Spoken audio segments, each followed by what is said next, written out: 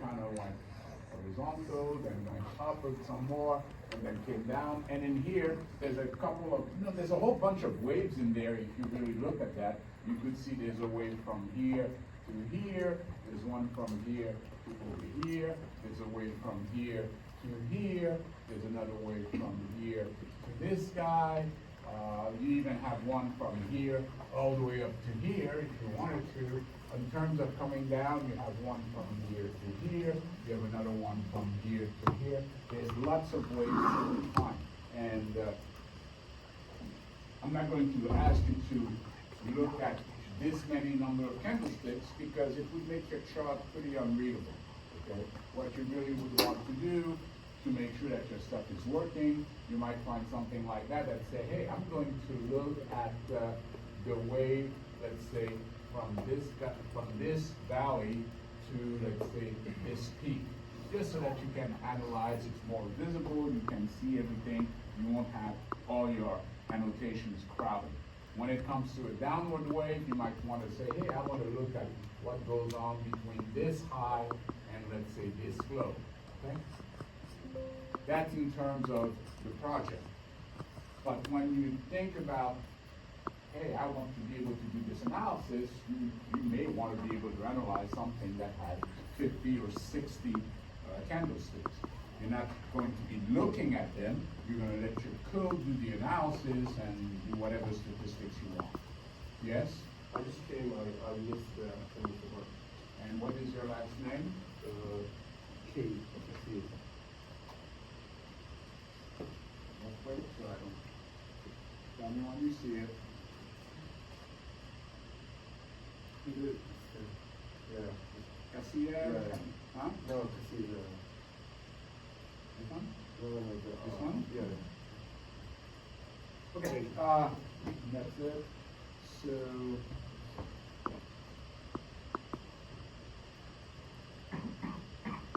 So what we had talked about, and again, was that the user selects a margin.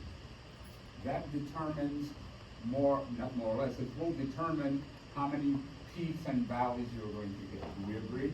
If I go for a small margin, do I get a lot of peaks and valleys or less? You get a lot. In fact, with a margin of 1, you get all your peaks and valleys. Then if you stretch out and you say, oh, I want a wider margin, then you get less and less peaks and valleys because you have less and less peaks that are taller than 8 on either side. Okay, so the bigger the margin, the less peaks and the less valleys you get. When you have less peaks and less valleys, what do you get? You get less waves. Okay, because your waves are always formed based on pairs of peaks and valleys. So if let's say my margin is meant to be, let's say, think of this peak. If I ask for a margin of 1, 2, 3, 4, 5, 6, 7, 8, 9, 10, 11, 12, 13, 14, 15, I should count here, 1, 2, 3, 4, 5, 6, 7, 8, 9, 10, 11.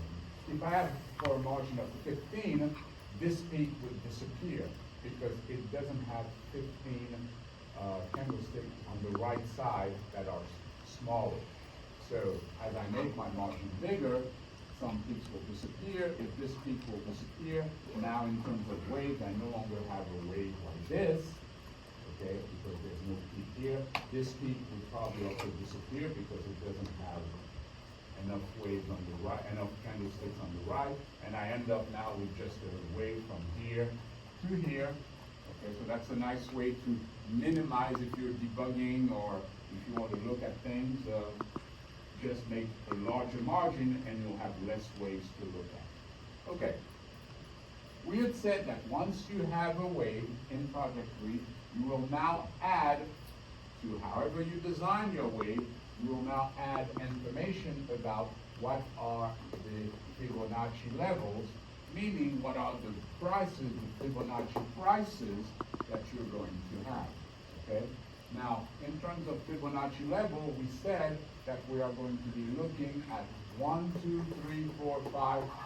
There's a 6 one here, the 76.4, 6, 7. So 1, 2, 3, 4, 5, 6, 7 levels. Those are the ones I will want you to calculate.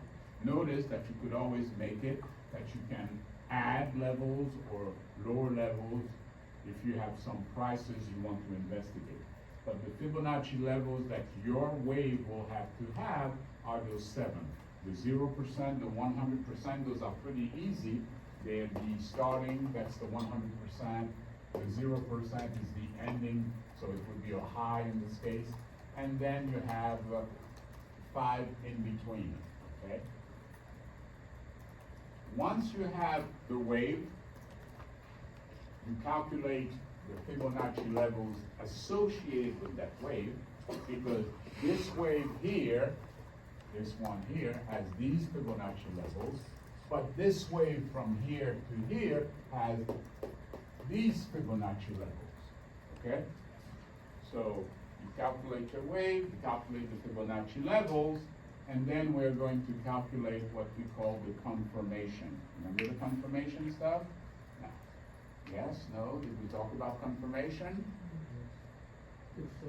Huh? The candlesticks are fit on the. Yeah, on the that's Fibonacci when you line. can see that the prices of the candlestick, and remember, the candlestick is defined by 4 prices: the opening, the high, the low, the close.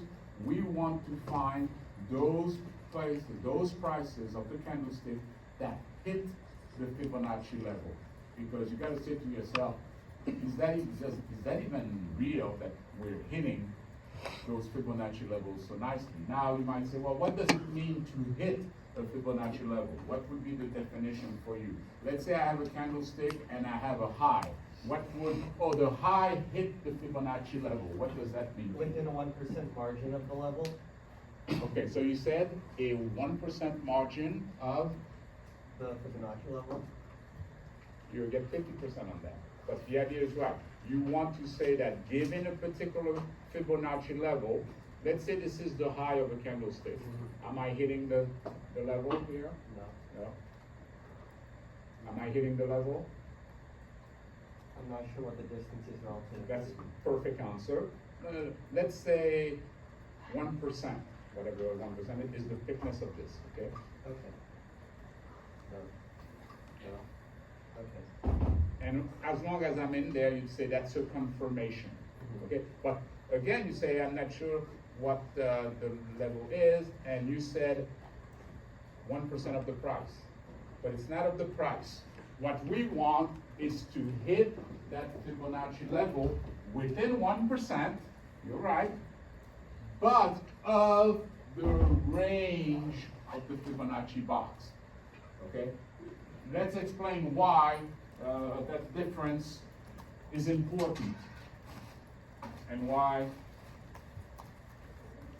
it's different. The difference is different, okay.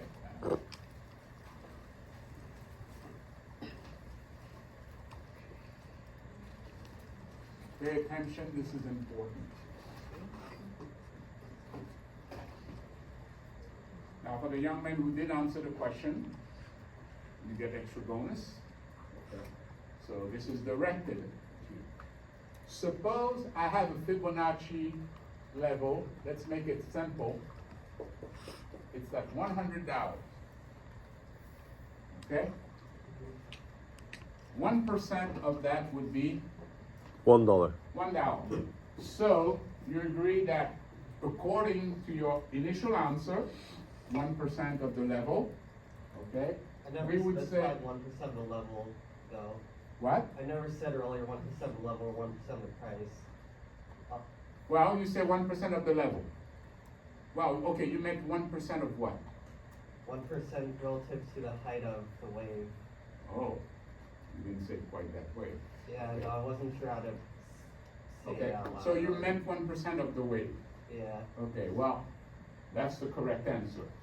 But the way you said it, and let's still explain why we want it to be of the wave, but not of the price, because some people might say, well, this is $100.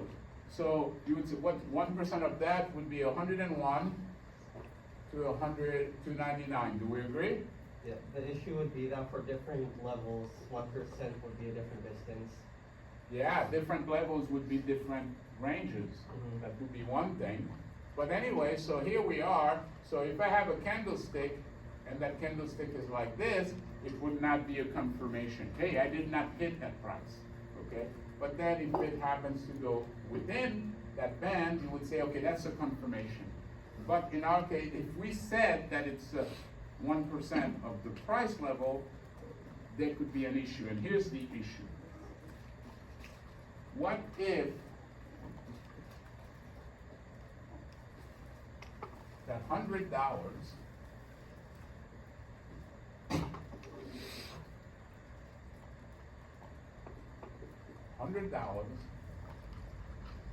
let's say was a 50%, but of something that went from $100.50 to $99.50. That was a very small move. That's your Fibonacci range. Then in that case, every level would be hit because 1% of the price, in fact, $101 would take you here. That would be 1% of 100, and $99 would be here. So in that Fibonacci range, because let's say your stock went from $99.50 to $100.50, all your Fibonacci levels would overlap, and everything would touch the Fibonacci level. They would mean nothing. But what we're going to do, the 1%, you're going to say, hey, what's this high here? It's $100.50 to $99.50. That's a $1 Fibonacci move, 1.00. And now the range around this would be 10 cents. Because if the Fibonacci range is $1, what's 1% of $1? It's actually 1 penny. Okay? So now you would hit if your high would be between $100 and 1 penny. I can't write like you got to listen to what I say. $100 and 1 penny, and $99.99. Now it's really tight range because you have a small Fibonacci range. Now the tolerance, hey, what does it mean to hit a Fibonacci level would be small. Okay, so when you go ahead and you calculate your confirmations, you will look at each Fibonacci level in your range, and you're going to make sure that a high or a low or an open or a close that hits these levels hits within 1% of whatever the range is. If that whole range is $100, the stock, because you could have analyzed this over a bunch of months, and indeed over a bunch of months your stock could move $100. I mean, look at Tesla. It's moving hundreds of dollars in a few weeks, okay? Well, you would find out what is it that that my range is. I'm going to take 1% of that, and you are considered to have hit a Fibonacci level if, let's say, the high or the low or the open or the close is within 1% of that Fibonacci level. Okay? And when I say 1%, not 1% of that price, but within close to that price by 1% of that range. Yes. Are those numbers prices or what are the percent? These are percent, because remember when you have a wave, the wave is divided 0 to 100%. But the prices, you just look across. These are the prices. Okay? So if you really wanted to know, you can say, hey, what is this particular 23.6? It's really close to 1717. Now this is not, you say, wow, there's a stock that's $1,700. No, these are currencies, okay? In fact, that's AU, so that's the Australian dollar versus the US dollar. You can trade currency pairs and say, that's the exchange rate, and what you do, you see what is the exchange rate between this currency and this currency. And that move, just like stocks, you can analyze that. So now, if you see something interesting, and they call that arbitrage, let me say the following. Let's say that an American dollar on the exchange rate is worth a Canadian dollar, $1.30 Canadian, okay? So an American dollar will get you 1 Canadian dollars and 30 cents, okay? Then you look at another exchange rate. You look at the exchange rate between the Canadian dollar and the Japanese yen. You might find that, oh yeah, a Canadian dollar will give you so many yen. Then you look at the exchange rate between the yen and the dollar.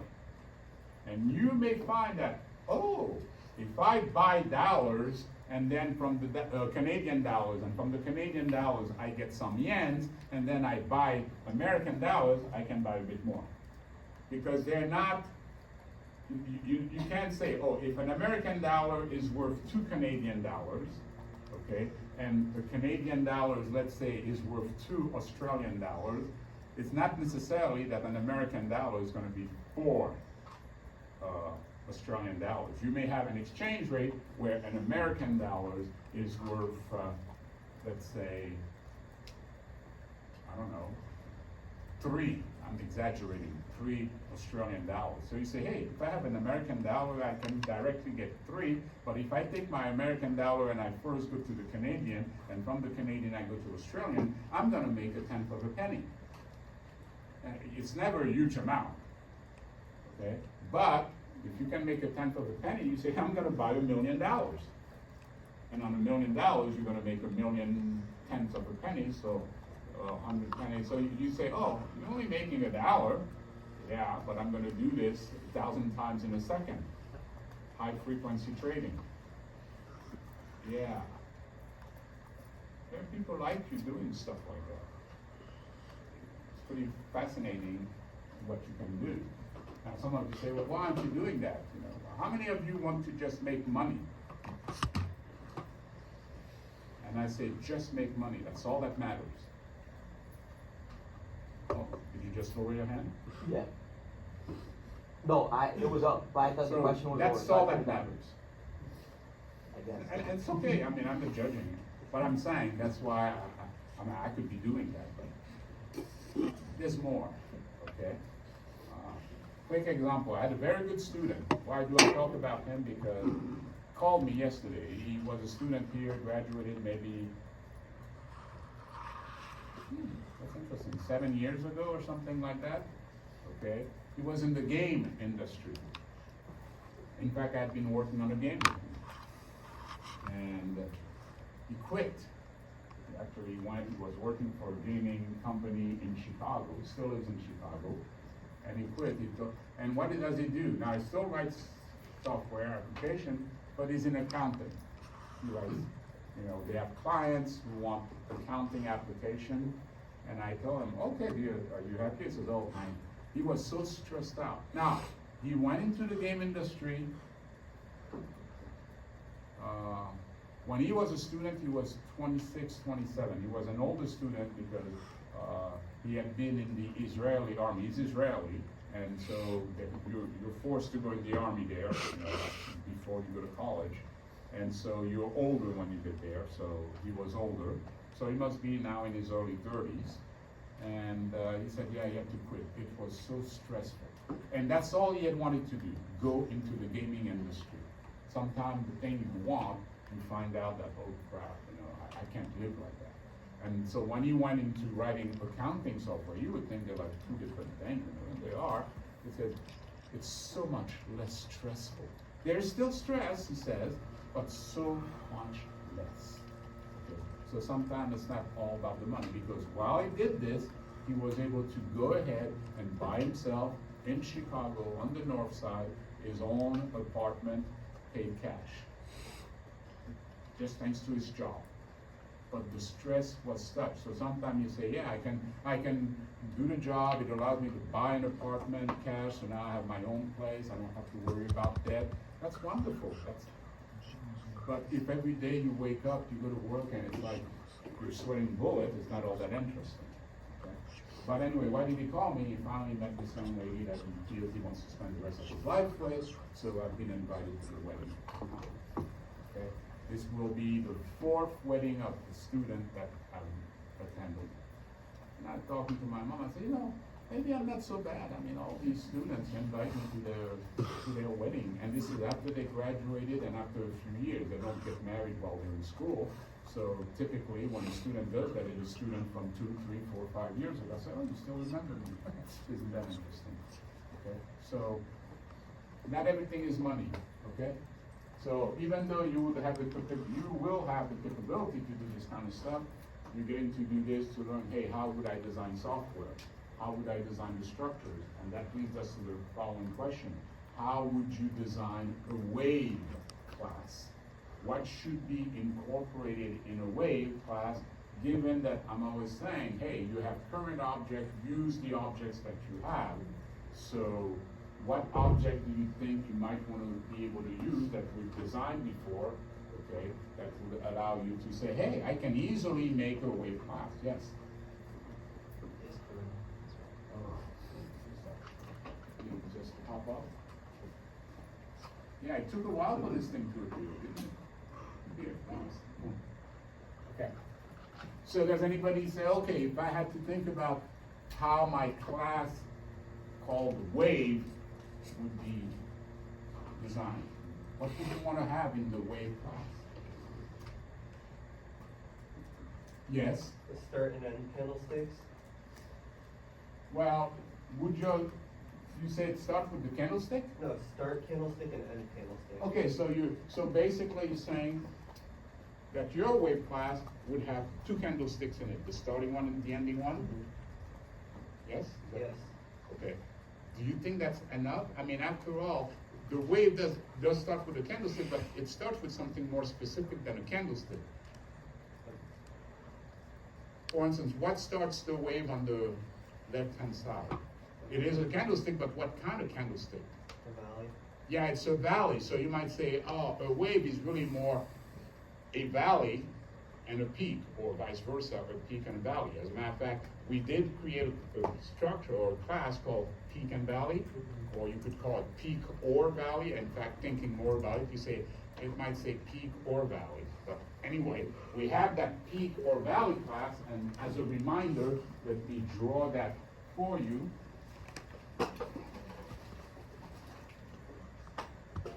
So remember, we have a class changing the name on you, and we said that, hey, what would that look like? Hey, we could have the index of the candlestick, so that's one way to get that candlestick we were talking about.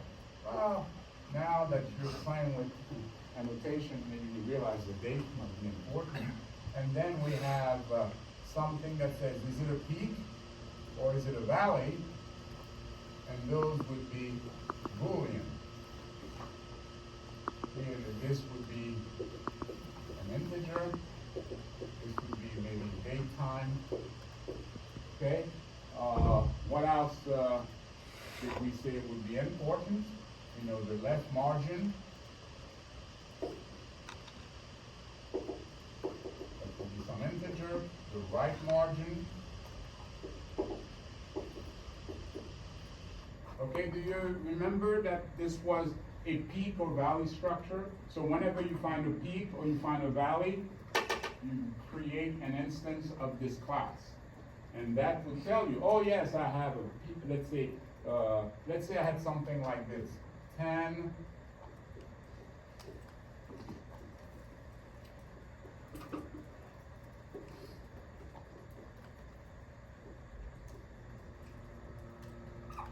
okay?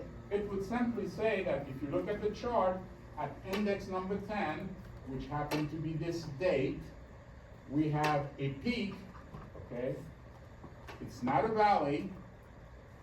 It's got a margin on the left side. You can count 4 candlesticks before you get a higher one, because this is a peak. And if you go on the right, you can count 2 candlesticks before the next one is higher. Okay? That's what this would tell you. Okay? And we had said what happens if something is both a peak and a valley, then that you would make 2 instances of that. Okay? One that would be the peak version of that candlestick, because the peak would have left and right margin that could be different from the valley's left and right margin? Do we see that? If not, say, I don't, can you show me an example? Okay, it's that simple, but everybody seems to see it.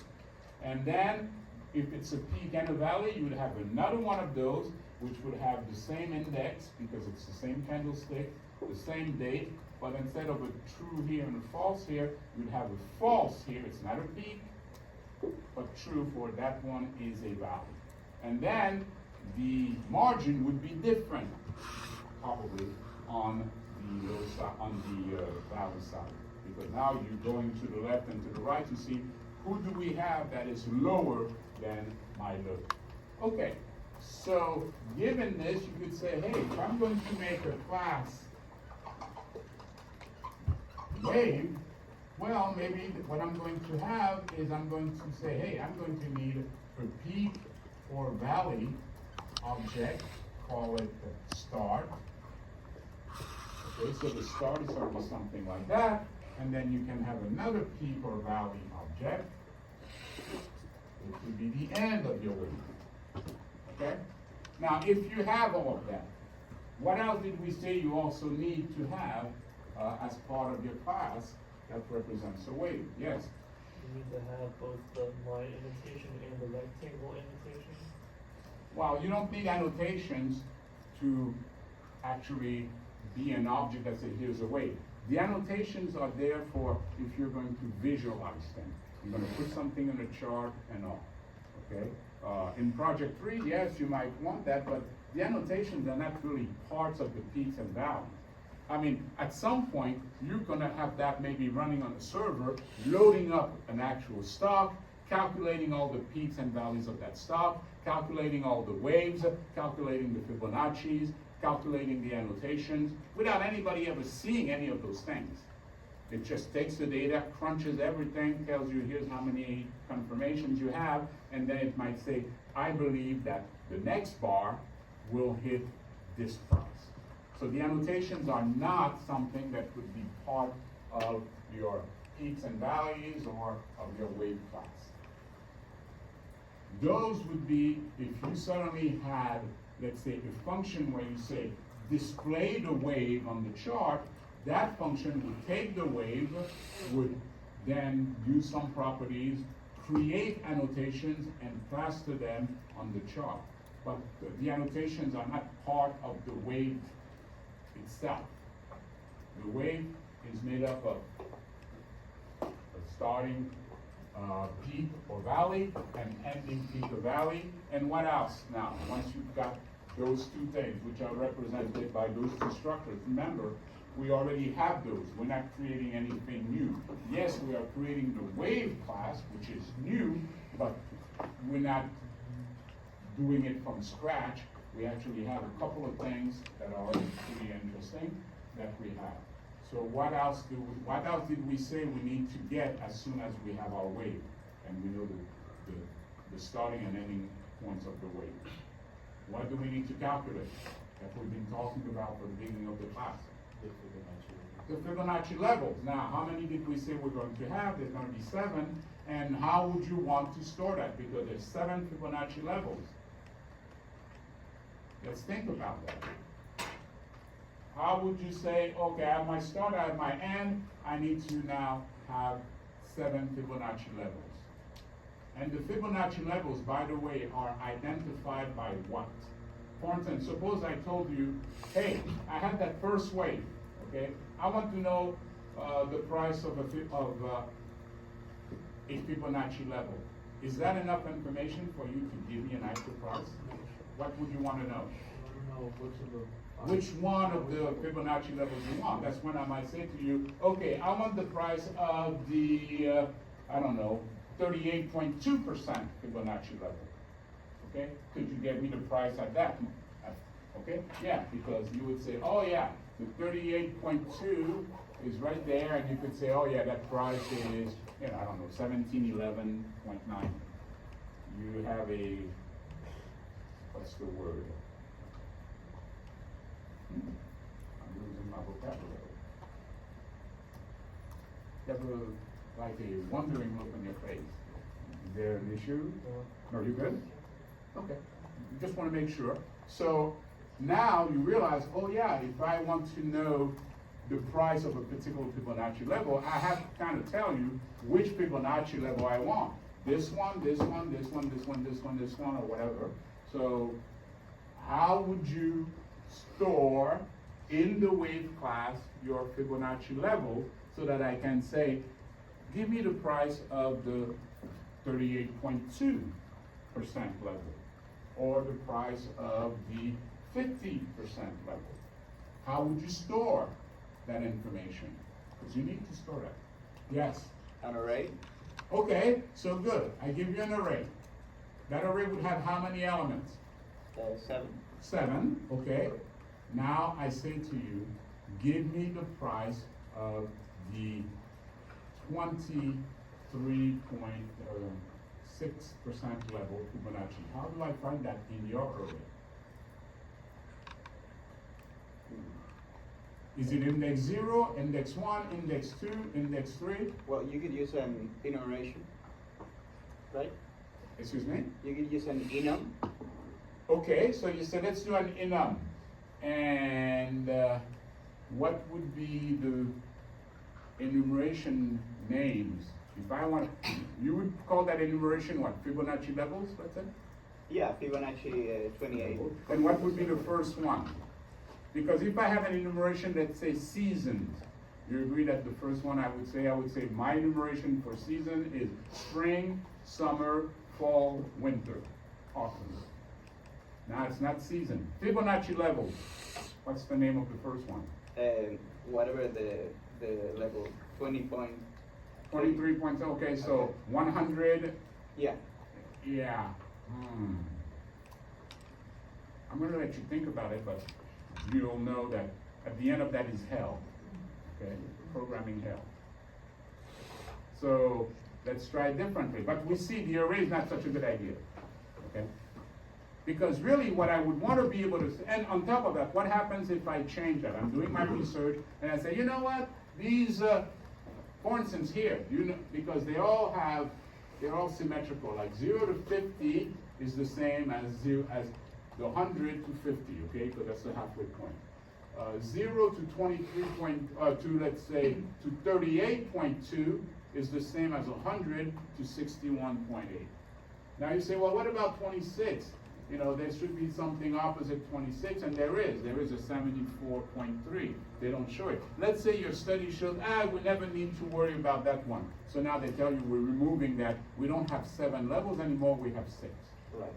Oh, you gotta go change all your code. Remember, you're in hell now, okay? Yeah. All right. So, I want to access a level, and I say, I want Fibonacci, I want, given a wave, let's say I have a wave W. Of course, I could ask for the start, and that would give me the first peak or valley. If I say W, and I say give me the end, that would give me the other peak or valley. Then I should be able to say, hey, W, give me Fibonacci, let's say call it Fib, and I would like to be able to say something like that. Give me Fib 23.6. Okay, sometimes it's good to say, well, I don't know what my structure or my class should be or what it should contain, but I know I would want to ask that information. Okay? Okay, so now, if you say, hey, I would love to be able to do that, I mean, doesn't that look nice? Yeah. So what would you want to do? What would allow you to make that kind of inquiry? A dictionary. Ah, good. Let's have a dictionary. And the dictionary, if let's say you are at some point doing those 7 levels, then you would have these values. If you decide to add another level, just add to the dictionary a new Fibonacci level, okay? Or if you're removing certain things, well, then maybe you remove them from the dictionary, or they're in the dictionary, but you never get to use them. It doesn't matter. Okay? The fact that I have my dictionary with 7 entries, if I don't ever use these 2 entries, no big deal. Okay? I don't even have to change my dictionary. But if it's an array, oh, that's a problem. Okay? So do we understand the idea that what we would want also in our wave class is something that allows us to ask for any of the Fibonacci levels? So we would want something like this, a dictionary let's call that variable fib. And what would be the two types that we would have to specify for the dictionary? What would you say would be the type? First, we have to specify the type of the key. An integer? Right? Oh, sorry, a float? Yeah, or double, whichever you're using. So let's say, you say, hey, I'm going to pass you a float, okay, like 0, or 100, or 23.6, or 50, whatever the Fibonacci, so the percentage, okay, that you want. And then what should that return to you? The price, I guess? Okay, and what would be a price? type? Another float? Huh? Another Is float? this C sharp? Yeah. So do you have your candlestick class in front of you? No.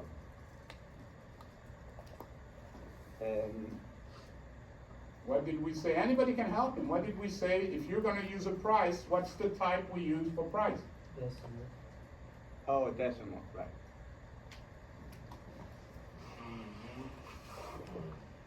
And that's it. That dictionary, you pass it a double, which presumably would be one of the accepted levels, okay, and give you the level. That's one thing. But you can do better than that.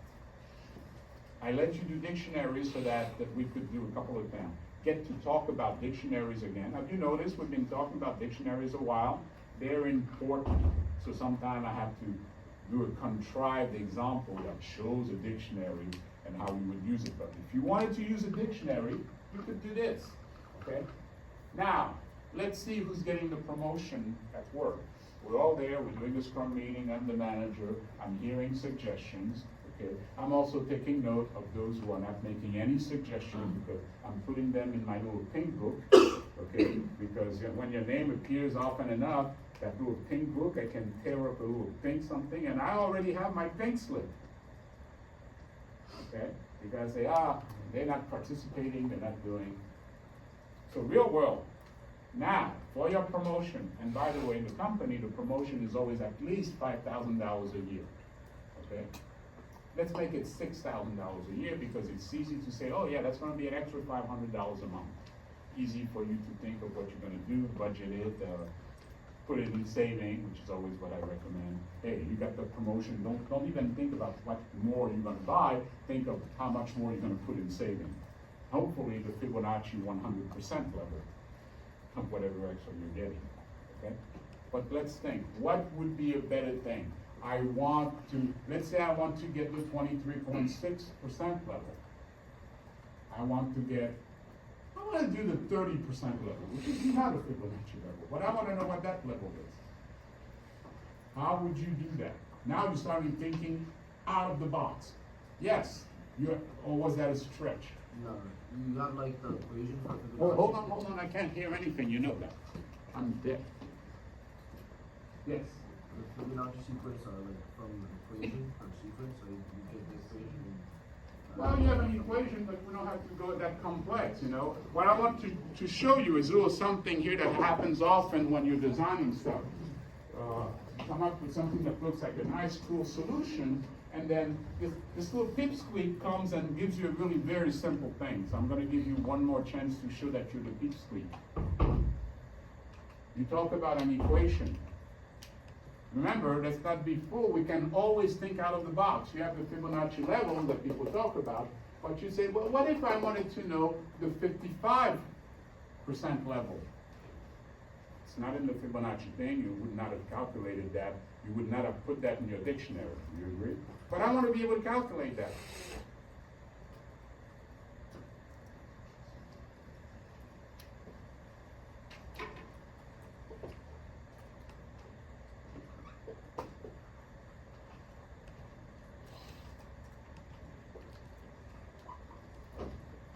Or not even do that. Let me call it. Instead of this, okay? I'm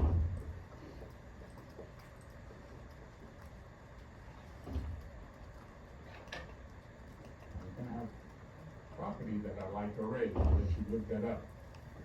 Okay? How about a property? Okay? Or you can make it a function. where I just pass the percentage, and you just go compute the percentage from your high and your low. And that way you get any percentage you want. Now, if all you're gonna ask are the Fibonacci levels, you would only be asking for the 100%, 61, 74, 50, 38.2, 22.6, and 0. Those would be the only ones you'd ask. But in case you would be interested in the 75% exact level, you would call that property, pass it 75, the property became that, and get back exactly that level. Essentially, you just want a function that calculates the percentage. You would say, hey, I have a wave going from here to here, I want the 23% level, or I want the 5% level, or I want the 98.3% level. You would know how to calculate that, wouldn't you? Yes? Yes? Okay, so, but I leave it to you. If you say, oh, I've fallen in love with dictionaries, that's the only type of thing I'm gonna have a relationship with. Well, then put in a But do you see how your equation is nothing more than calculating a percentage given the two extremes? And now you're not, restricted to just those Fibonacci levels. If you're doing some exploratory work, you can ask for any level you want. You can even ask for the extension level. Hey, I want to know what the minus 100, the minus 10% level is. Those are extensions, okay? If you become interested in that, you'll read about it, you'll read of extension, you'll add a little bit to your app, and it'll be wonderful.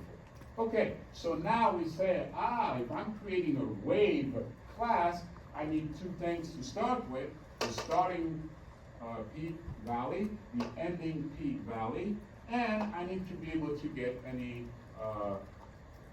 Fibonacci level I want. And why do we want the Fibonacci levels? Because we are also going to go ahead and calculate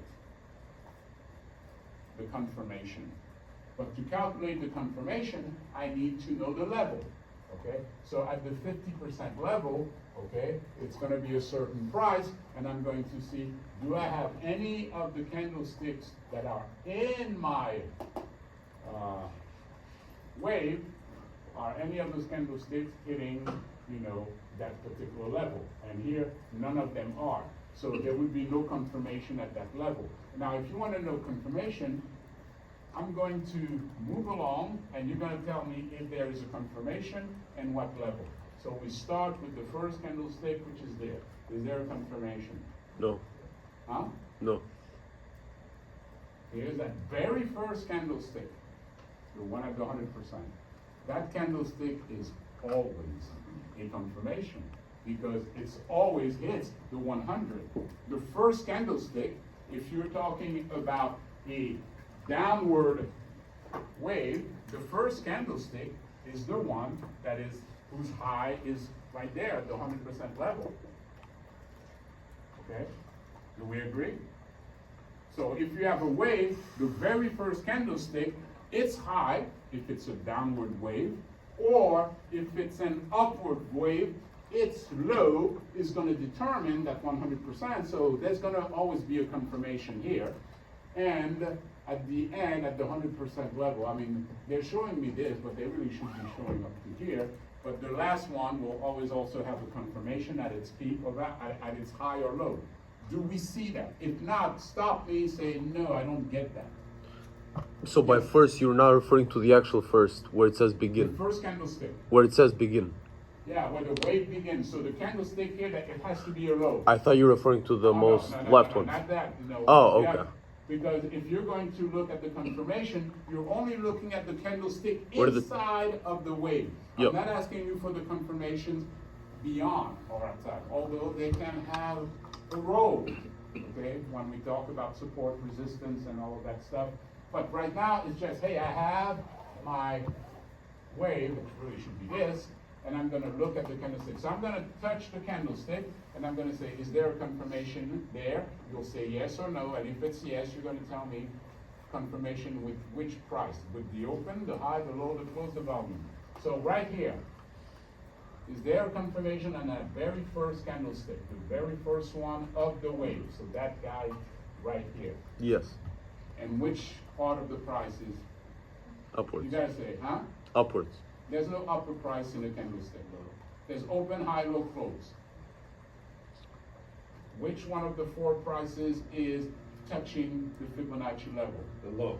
The low. Get that? Yep. Okay, because you said upper, so I don't know what upper is. Okay, over here. It looks really close, okay? We might say yes, but there's enough of a gap, I might say, okay, no. No confirmation. What about this? Definitely. Confirmation with which level? Who said yes, that there's a confirmation? What level would you say it's hitting very closely? Is the high hitting closely this level or this I level? was talking about the 71. The Fibonacci level at 70. Well, okay, the 70, well, it's not showing here, okay? But that would probably be something like this. Let's only talk about for whatever reason, they're only putting these Fibonacci levels, so let's go with those.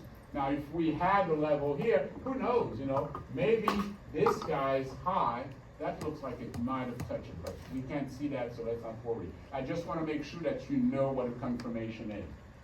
This level, does it have any confirmation? No. This level, does it have any confirmation? Excuse me? No, I didn't. You say no? I think so. Well, take a look. I mean, what did we say? You look at the open, the high, the low, the close, and you see if it hits Yes. one of the Fibonacci levels and close enough. Okay?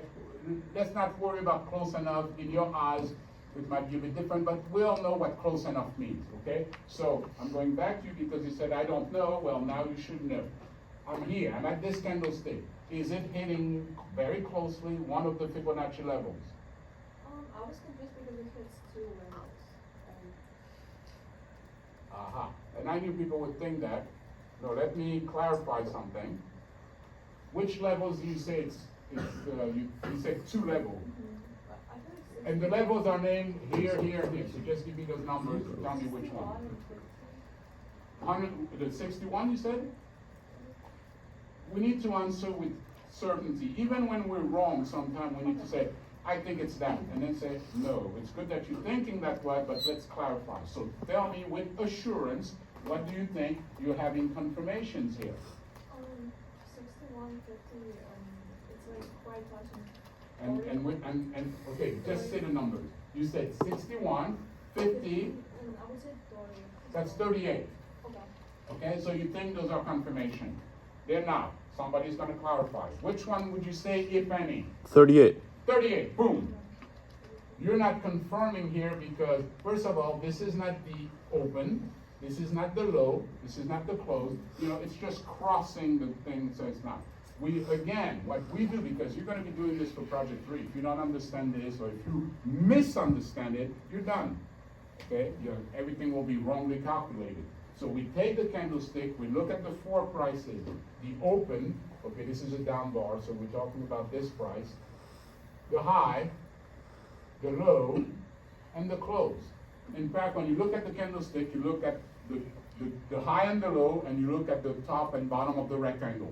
And you say to yourself, well, this guy is certainly not touching a Fibonacci level. So the low is not in. The close is not touching a Fibonacci level. The high, not the high, let's say the open here, is not touching a Fibonacci level. The high here is just touching it. That's a confirmation. Why are we into the just touching? Because it seemed that when this guy went high, It follows. up, people are buying, the price is going up, the price is going up. You touch the Fibonacci, whoa, we're not going any higher, whoop, and we come back down. Yeah, I know. But now that you laugh like this, you'll remember. Yeah. Yes. Just want to make sure. So each candlestick has four prices: high, Yes. low, close, open. Yes. And if any price touches closely enough the Fibonacci level, It's a confirmation.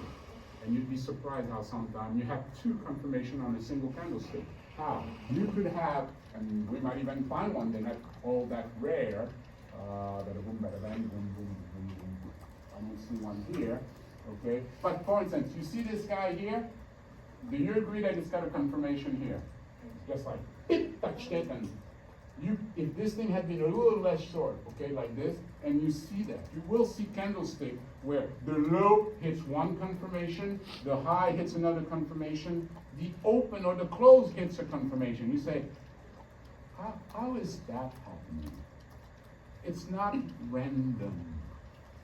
No, it's not. And the moment you're betting, because ultimately, what are you doing when you're buying stock? What are you doing? You're betting. Okay? And if you're going to win at betting, what must you fully understand? The game. The game, but beyond the game, statistics.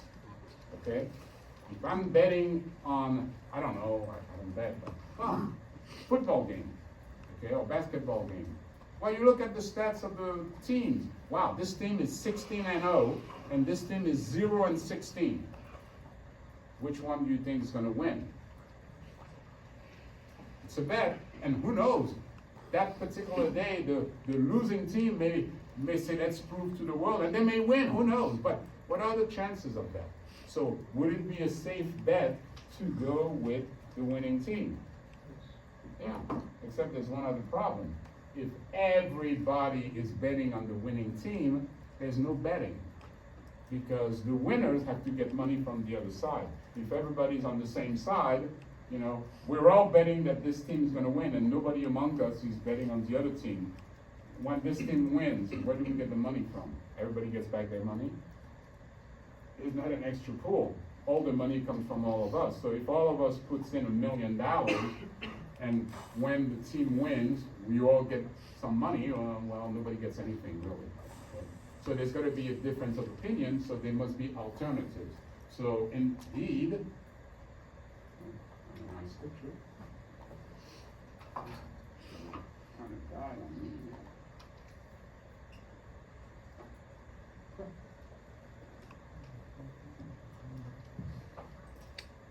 Okay. So you will have to go ahead and count the confirmation. Okay? Now, look at something. And this is, well, whoever drew that is a toad, because they're showing us things that not the way it should be drawn. You see this wave that is showing here? Okay? It really should go from this high to this low. Now, it doesn't change the Fibonacci levels because we're still talking about a range in terms of height from the 0% to the 100%, that particular range like that. But the extent of the wave is really up to here. Do we agree with that? So the rest of the graph, Huh? the candlesticks to the right of that, so. Well, the candlestick to the right of that, we are not going to worry about it. Okay? Although, what you would notice is that once you have your candlesticks, okay, and you have your wave, when you look up, where did this thing decide to kind of turn around? You could say roughly at the 38.2. Like, for instance, let me ask Ms. Salamnikova again. Here's a particular candlestick. Do you see any confirmation of this candlestick with the wave? Yes, I do. Okay, what level and what price? Level, it's 38.2? yeah. Okay, and which price? I think it's high. Let's pay attention. 38.2. Here is the candlestick, that blue one. Okay. Where is the confirmation, if any? You get one more chance. Tell me. Low. Close. Or, yeah. Well, think about it. We'll open them. Open it, yeah. Don't back because it's not the high, and if you say the high, it means you haven't understood. I want to make sure you understand. Okay, I'm going to show you the 4 prices. Tell me which price. That's the confirmation, okay? Is the confirmation here? No. Is the confirmation here? No. Is the confirmation here? Yes. Is that the high?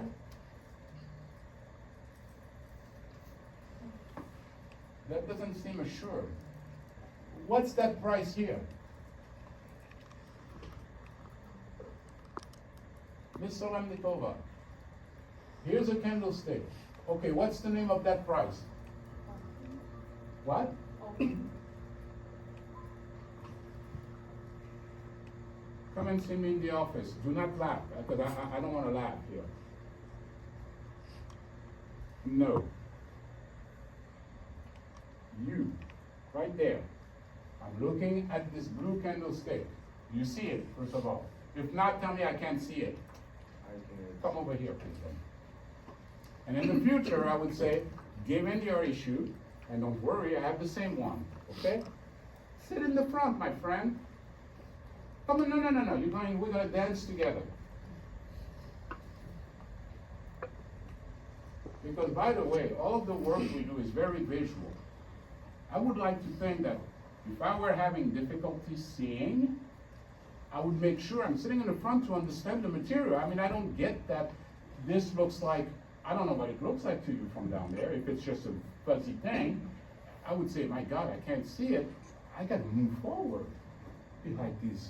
Do you all see this clearly? Wonderful. I couldn't live with myself if I were down there and I couldn't see what's going on. You know. So here we are. Do you see the candlestick clearly enough? Okay. How many confirmation do you think this candlestick has? One. Here, take this. Touch the place where you think there's a confirmation. That price. And which price in the 4 price is that? Now I want to know of the candlestick, is it the opening price, the high price, the low price? But you're right, that price would be that number, but which one is it? The high. The reason I asked the question is because I said, if she's thinking like that, how many others are having the same issue? Who can say, just raise your hand, it's wrong and I know exactly what that price is? Situation is really bad. Because a bunch of you are not raising your hand. It's almost as if you're telling me, hey, I can't tell you in a candlestick, so I'm gonna draw it. You stay over here, please. So I'm going to do this. I'm going to blow up that picture for you. Here's the candlestick that we're talking about. It's one of those red, okay? This is red. And here's a Fibonacci level. And you said, rightfully so, oh, there's a confirmation and it's here.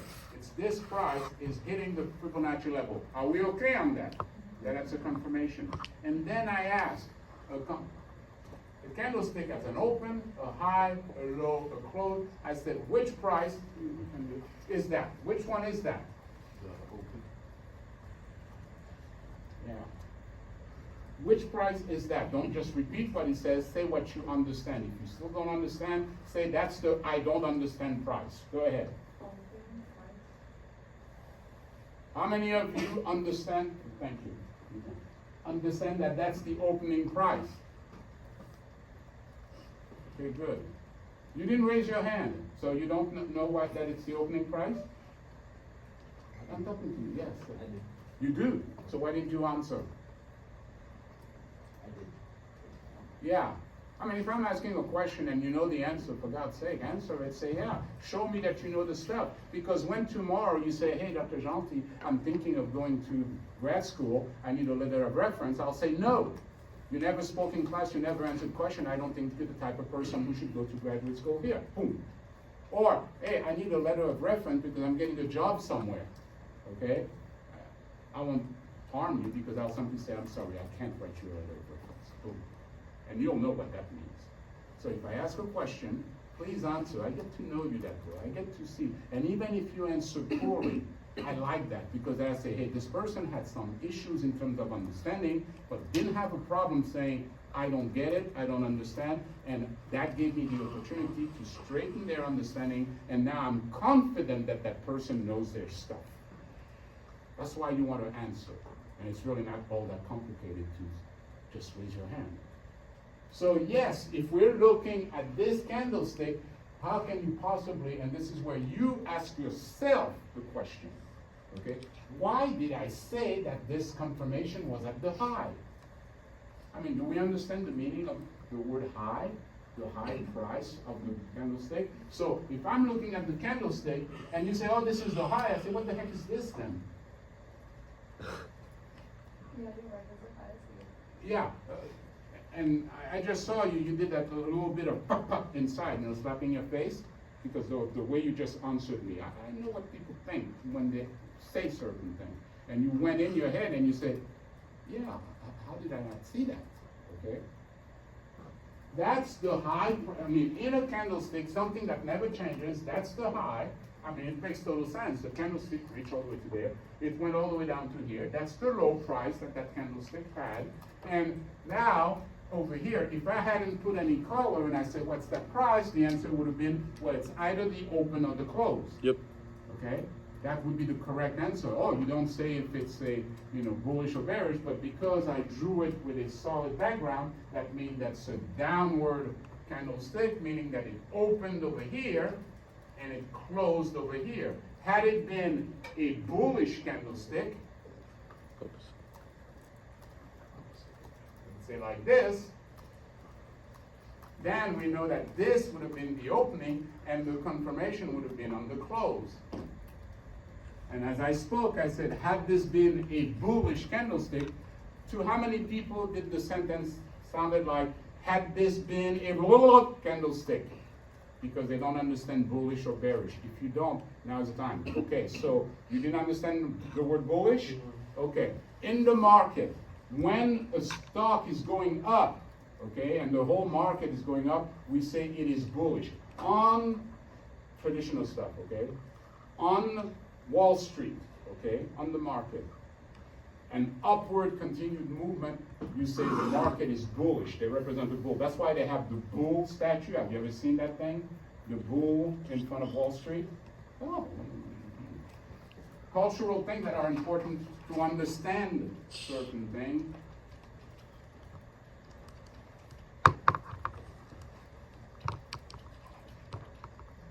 And also to understand, why would they have this thing?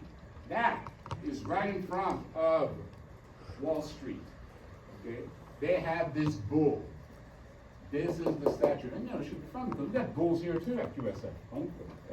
Okay, and why do they have a bull rather than a bear? Because a bear market is a market that is boom, boom, boom, going down, down, down. Right now, Tesla is in a bearish trend. It's going down, for those of you who follow the news, okay? Take any stock, okay? Any stock that's been going down for a while, you say, wow, it's in a bearish trend. If the whole market, you know, the S&P 500, the Dow Jones are going down, you say they are bearish. If, on the other hand, they're going up, in other words, the prices are going up, people are happy, those are the bulls, okay? They use bulls and bears, okay? So if I look at a candlestick, and the candlestick is opening here, closing here, do you agree that that candlestick, the price has gone up between the open and the close? Okay? So that's a bullish, going up candlestick. On the other hand, if I opened here, and then I close down here, the price has gone down. If you own that stock, are you happy? No, it's bearish, it's going down. So when I make that sentence, okay, this would have been a bullish candlestick, and I just say that like that real quickly. And when I say bullish, suddenly you draw a blank. For God's sake, please say stop. What is bullish? You have to ask. There's nothing wrong with not knowing this. Now, if I had said bullish 500,000 times before, and you said to me, I don't know what bullish is, I may chew you out a bit to say, what are you doing? We've mentioned that 500,000 times, but we haven't. So, do we all understand what bullish means?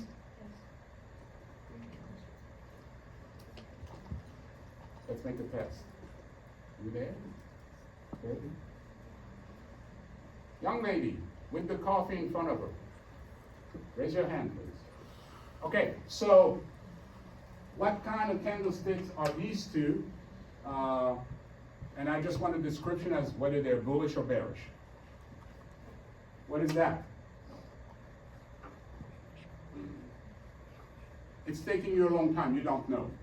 I'm explaining this thing about, no, I'm serious now. I'm explaining this thing. I said it's important. You were kind enough to help your classmate by asking the question and being honest about the fact that you didn't understand bullish, bearish, okay? And I commend you on that. There's no shame, okay? Now you know more than you did before. I say it's important. And I knew there would be other people, just like, for instance, Ms. Lemnikova here was a little confused about high, open, close. I asked somebody else to come, they also had the issue. So I'm gauging that, oh, there's some people who probably don't know, let's explain that.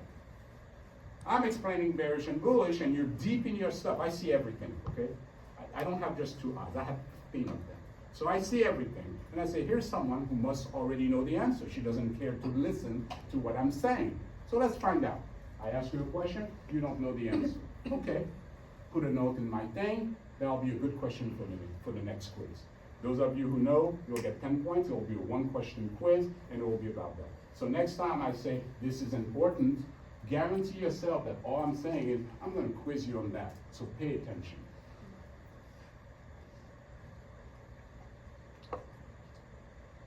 Yeah. What are you looking at on your computer? Is that the project number 2? That would be the only acceptable answer. Is it? Is it project 2? Yes, no? Okay. If you're having installation, you know what? You can come to the office, you'll get a lot more progress done. Even though I'm not eating lunch, I'm not eating breakfast these days. Do you know why? Who can say why? Come on. Some of you know why I'm not having breakfast practically or having lunch. Yes, Mr. Njili, now hold on. You too, you know the answer to that, don't you? Not you, you there. You know the answer to why I'm not having lunch or breakfast. Right. Okay, Miss Angelina knows. Who else knows? Yeah, you know. You know. You know who all these people are who know why I'm not having lunch or breakfast? They're the people who are in my office all day because the project is due, and right now, at my lunchtime, there's 4 or 5 people in my office. I can't eat because I'm helping all of these people. So if you have a problem with project 2, come in and keep me from having lunch. I'm okay. I need to lose weight anyway, don't I? Come to the office, we'll help you. But you do that kind of stuff here, I'll call you out.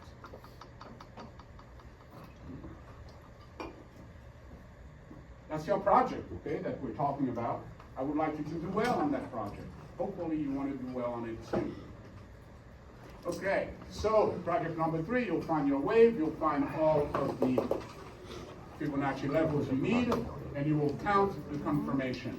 We will see what counting confirmations can do for you in terms of predicting what the stock price is going to be. Because maybe later you will want to make your money grow and have some understanding. We will see you after the project is submitted. Annotation? Oh yeah, they do.